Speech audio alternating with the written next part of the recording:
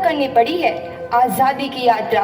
इस यात्रा में हजारों लाखों लोगों ने अपनी जान की कुर्बानी दी। 1919 जलियांवाला बाग। आज हमारी बैसाखी का दिन है, लेकिन पूरा पंजाब बैसाखी नहीं मनाएगा। हम सब बैसाखी नहीं मनाएंगे।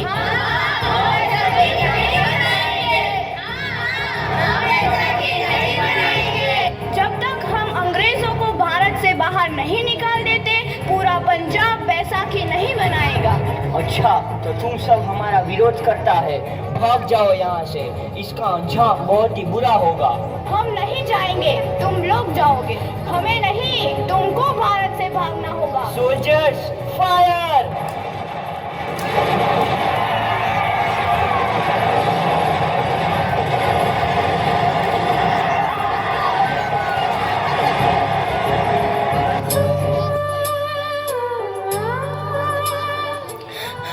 ये ज़मीन हमारी, ये धरती हमारी, ये खेत हमारे। अभी थोड़ी देर पहले हमारी ये फसलें लहरा रही थी, पर इन अंग्रेज़ों ने हमारी फसलें बर्बाद कर दी। इन अंग्रेज़ों ने एक ही झटके में इन सब फसलों को काट दिया। अंग्रेज़ों, तुम्हारे इस अत्याचार से हम डरेंगे नहीं। इस अत्याचार का बदला लेकर रहेंगे। हम आज़ादी लेकर रहेंगे। जलियांवाला बाग हर हिंदुस्तानी की आंख नम कर गया। इस कांड में कितने मासूमों की आहुति चढ़ गई। इतनी हैवानियत से इंसानियत कत्ल कर दी गई। जलियांवाला बाग के हत्याकांड ने आज़ादी की आग में घी देने का काम किया। मासूम औरतों, बच्चों की दर्द भरी चीखें और सिसकियां इनकलाब का गूंज बनकर उभरी। लाला लाजपत राय, भगत सिंह, राजगुरु, सुखदेव सरीखे क्रांतिकारियों ने भारत की इस जमीन से विदेशी दरिंदों को निकाल फेंकने के मंसूबे मजबूत कर लिए। 8 अप्रैल 1929 लाला लाजपत राय के नेतृत्व में साइमन कमीशन के खिलाफ एक भारी जुलूस निकाला गया। Simon commission, Simon commission, Simon commission, Simon commission, Simon commission, Simon commission, Simon commission, Simon commission, Simon commission. बेवकूफ इंडियंस, तुमको हमारी बात समझ में नहीं आती। Stop this. Simon commission. नहीं मानता। I said stop this. Lala ji, आप आगे बढ़ो, हम आपके साथ हैं। लाला जी, संघर्ष करो, हम आपके साथ हैं। लाला जी, संघर्ष करो, हम आपके साथ हैं। लाठी चार्ज करो।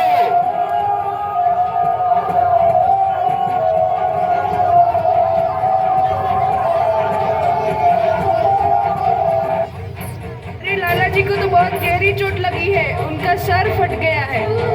मेरे शरीर में लगी एक एक लाठी अंग्रेजी सरकार के कफन में कील का काम करेगी। ये आज़ादी की लड़ाई रुकनी नहीं चाहिए। ये जिम्मेदारी मैं तुम सबको सौंप कर जा रहा हूँ। लाला लाजपत राय की दर्दनाक मौत के बाद भगत सिंह, सुखदेव, राजगुरु वतन के इन मतवालों के खून में ऐसा उबाल आया जिसका सामना करना अंग्रेजी सरकार के लिए मुश्किल हो गया।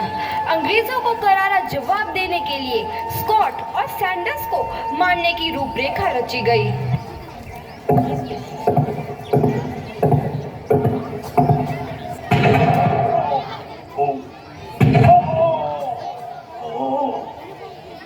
सैंडर्स मारा गया। चारों तरफ तहलका मचा था। दीवारों पर लिखा था, लाला जी की मौत का बदला ले लिया गया है। भगत सिंह समेत सभी वहां से फरार हो गए। 8 अप्रैल 1929 दिल्ली में ब्रिटिश सरकार की सेंट्रल लेजिस्लेटिव असेंबली की बैठक में 2 बम धमाके की आवाज सुनाई दी।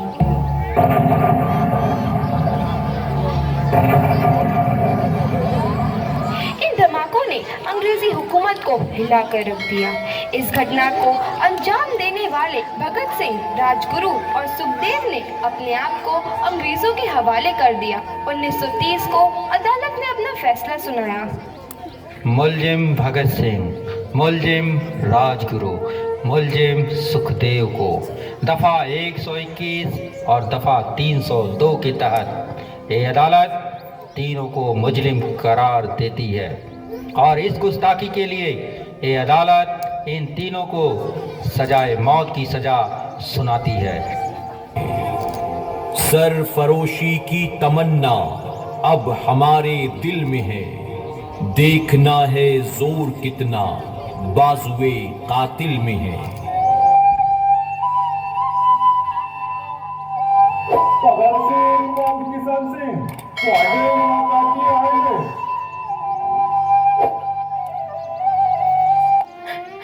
पुत्र की हाल है तेरा? मैं चंगा हूँ माँ, फिक्र करने की कोई गल नहीं। पुत्र, मेरा दिल तेरी तरह पत्थर दिल नहीं होगा। तेरी ये गला सुन के मेरा कलेजा फटे जा रहा है। माँ, मेरा दिल कोई पत्थर जैसा नहीं है, एक वतन परस्त का दिल है जो मेरे देश प्रेम के जज्बे को ताकत देता है। बेटा, मेरा लाल। माँ, आज मेरी तपस्या पूरी होने जा रही है। जे तू रोई तो मैंने तकलीफ होइया। सोच, तेरा पुत्र आज शादी करने वास्ते जा रहा है। फर्क केवल इतना है, वो घोड़ी पर नहीं फांसी पर चढ़ने वास्ते जा रहा है। आज तू क्रांतिकारी की माँ है, कल तू एक शहीद की माँ होगी। माँ। पुत्र भगत, तू इतनी छोटी उम्र में हम सबको छोड़ के चला जाएगा? तूने जिंदगी में देखा ही क्या है पुत्र? मैंने अपनी माँ देखी है, जिसने मुझे एक ही बात बताई है कि बेटे, अपने देश के लिए एक बार मरना 100 बार जन्म लेने के बराबर होता है। अच्छा माँ, अब आशीर्वाद दे, आखिरी बार विदाई लेने का समय आ गया है। भगत, मेरे लाल।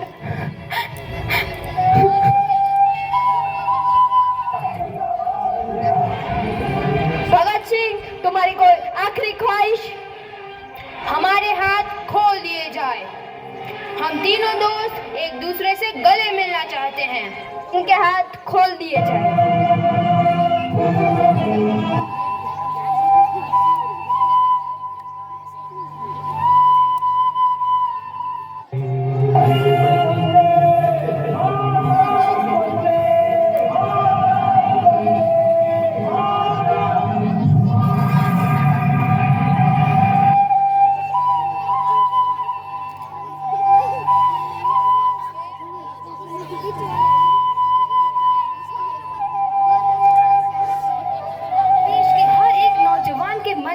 आजादी की नई उमंग हिलोरे लेने लगी। अंग्रेजों भारत छोड़ो का नारा जोर पकड़ रहा था। सबने एक आजाद भारत का सपना देखना आरंभ कर दिया था। हर कोई अपने अपने ढंग से इस महायज्ञ में अपनी आहुति दे रहा था।